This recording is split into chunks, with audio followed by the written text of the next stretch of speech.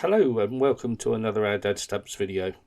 As we continue our journey around the colonial stamps of Africa, today I'm going to look at the stamps of the Gambia. There appears to be no official postal service in the Gambia till the mid-1860s, and unlike a lot of Commonwealth countries, they didn't use British stamps with a local postmark. The first official stamps of Gambia were produced in 1869.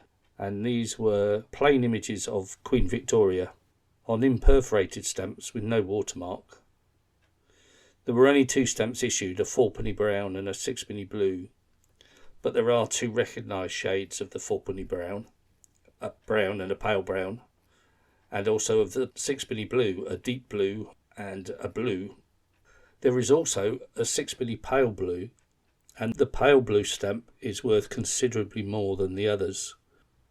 However, it is really difficult to tell the difference between a sixpenny pale blue and a lighter shade of the sixpenny blue. So I would suggest that if you're getting hold of one of these, or if you think you have one of these, you need one with a certificate to confirm that it's the right one. I've tried to show the differences here, but it's very, very slight and easy to mix up with the cheaper shade. I say the cheaper shade. The ordinary stamps are catalogued at around about £600 each, mint, and £200 used, so they're not exactly cheap. But in comparison, the sixpenny pale blue is £3,000 mint and £1,000 used.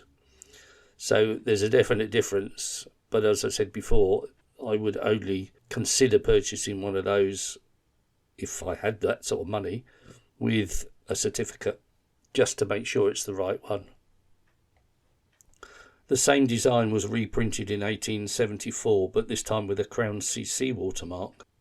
These stamps have more or less the same sort of value, £400 or £500 mint and a couple of £100 used, though there isn't the pale blue version of the sixpenny in this particular set. In 1880 they were issued once again, this time with perforations, and they had a Crown CC watermark with perf 14. But there's two types. The stamps can be found with watermark sideways or watermark upright. For the watermark sideways, there are 7 stamps ranging from a halfpenny up to a shilling, and the catalogue value of these is £3,700 mint, £2,500 used. Whereas the watermark upright, the same stamps and the same colour, but the catalogue value is only 800 mint and 300 used. So you definitely need to look out for the watermark on those sets, and if you can get hold of the sideways watermark ones, then you're on to a good thing. Finally, the same design was used for a fourth time, this time with a Crown CA watermark and perf 14. There were 8 stamps this time, with the addition of a twopenny halfpenny one, again running from a halfpenny up to a shilling. The set of 8 stamps catalogues at £75 mint and £110 used, so they're much easier to get hold of. This is a nice set. I've always liked the look of this set. I've never really been able to get hold of the complete set, so it's definitely one I'd like in my collection, and well worth looking out for. In 1898, Gambia became a crown colony and produced a set of Queen Victoria stamps with the usual key type design. There were 8 stamps ranging from a halfpenny up to 1 shilling again. And again, these are reasonably priced to get hold of, catalogued at £140 mint, £180 used. One thing to look out for on this set though is that each of the stamps was printed with a misshaped S on the side. Within the words postage on the right hand side, the S can easily be seen to be misshapen, and each one of the misshapen stamps is worth considerably more than the normal one, as you would expect. In fact, if you could get the whole set with the misshapen S in it, the catalogue value would be round about £5,000 mint rather than the £140, so definitely worth looking and checking the S's on the postage. When Edward VII came to the throne, it was the usual key type design that was used, and As almost always with Edward VII stamps in the British Commonwealth, there was a set produced with Crown CA watermark, then a second set produced with multiple Crown CA watermark, and then a third set produced with multiple Crown CA watermark with colour changes. So 3 sets to look out for. Catalogue value much the same for each set. For 12 stamps it's round about £200 mint and £400 used, although the colour change set is worth a lot less used. Again, with these sets there is a constant variety for all the values, where the frame at the top underneath the G of Gambia is got a dent in it, and once again these are much more valuable than the ordinary ones. So again, something to check for and something to look out to enhance your collection. The King George V set follows a similar pattern with a key-type design and multiple Crown CA watermark, running from a halfpenny up to 5 shillings and consisting of 17 stamps. This whole set catalogues about £200 mint, £300 used. But once again, there is a constant variety throughout the whole set. In the word postage on the right hand side, the A at the top has got a fault with it, small gap. And once again, these are worth considerably more than the ordinary stamps. So on all the key type design for Gambia, there is something to look out for and something that could make your collection vastly more valuable than you thought it was in the first place. In 1922, a completely new design was used for a King George V set, and I think these are really nice stamps. Initially there was a set of only 4 stamps, a 4p and 7p halfpenny in the small design, and a shilling and the 5 shilling in the larger format stamp. These catalogue at £130 mint, £300 used. But then in the same year, another set with multiple script CA watermark was produced. This consisted of 19 stamps, which will run from a halfpenny up to 10p in the small format, and from a shilling up to 10 shilling in the larger format. I think this set is a really nice set to get hold of. And mint, it's not extortionate. It's not cheap by any means. The catalogue value is around about £350. Mint, £600 used. But once again, it's the high values that are the expensive ones, but it's definitely achievable. And certainly the set of 12 small format stamps are definitely achievable and I think look really nice. So yeah, definitely ones to look out for. In 1938, a new set was produced for King George VI, and these were all identical with King George VI on the left hand side in frame, and an image of an elephant and a palm tree from the colony's badge on the right hand side. All the stamps were produced in 2 colours, and the 16 stamps run from a halfpenny up to 10 shillings. Not too expensive to get hold of, £180 mint and only £50 used. So that's the catalogue value, so you should be able to get hold of them much cheaper than that. And it's a nice looking set when you get them all together. Apart from the usual omnibus editions, this was the only set for King George VI's reign. And in 1953, another new design was used for Queen Elizabeth stamps. Again, they were in the frame with Queen Elizabeth on the left hand side, but the images this time were all different, and a set of 15 stamps running from a halfpenny up to £1, once again in 2 colours. Looks very nice and is quite affordable.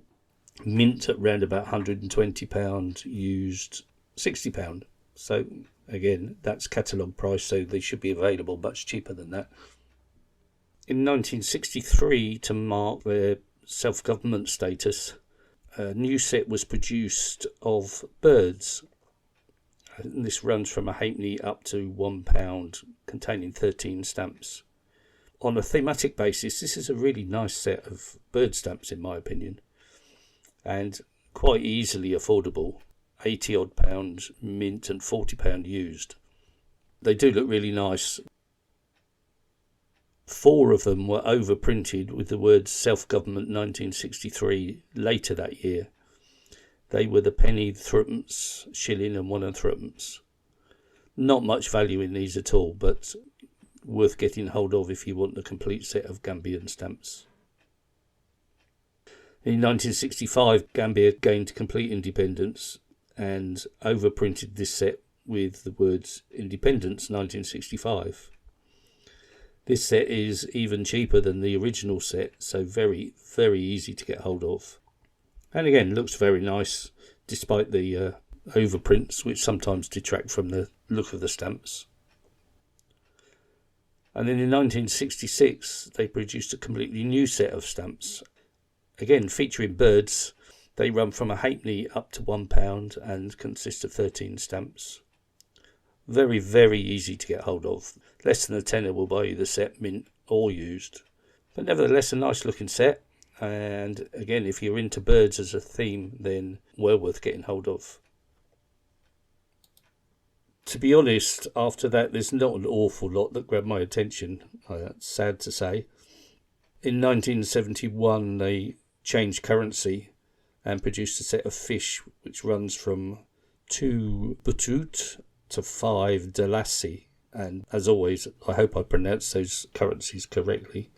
These set of 13 stamps have a plain background with different fish on the front and not entirely inspiring. Nice if you collect fish stamps, but not ones that I would rush out to get, to be honest. They are very, very cheap, valued at around about a £5 mint, a little bit more used. If you collect flowers on stamps, there was a set in 1977, 14 stamps running again from 2B up to 5 dalasi. That's not a bad looking set in my opinion. Once again, very, very cheap to get hold of, and if flowers are your thing, then definitely worth looking for. From the 1980s onwards, Gambia, like many countries, started producing more and more stamps. But by the late 1980s, they'd really gone overboard and just spoilt the whole thing, in my opinion. As an example, in 1989, they produced 16 different sets of stamps. And these were mostly thematic collections. There were bird sets, butterfly sets, 3 different sets with a Disney theme, plant sets, trains, fishes. But it's got a ridiculous amount of stamps, and it would be impossible to collect all of them just on storage space alone. Most of them aren't worth an awful lot, maybe £10 for a complete set, but as I said, it's, in my view, a ridiculous amount of stamps and not something I'd really want to start looking at. There are a few nice sets if you're into that sort of thing.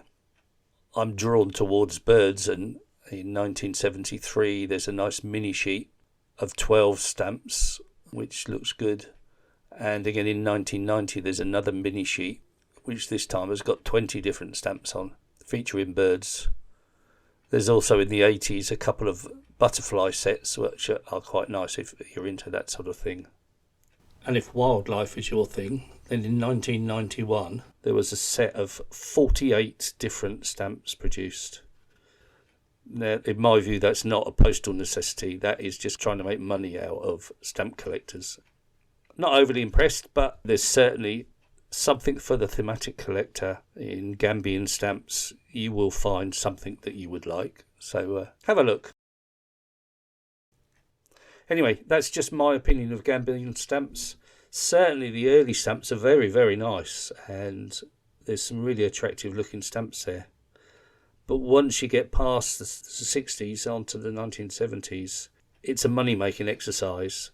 Yes, there are some nice stamps there, but far too many to go into in any detail, and not all of them particularly attractive in my view either.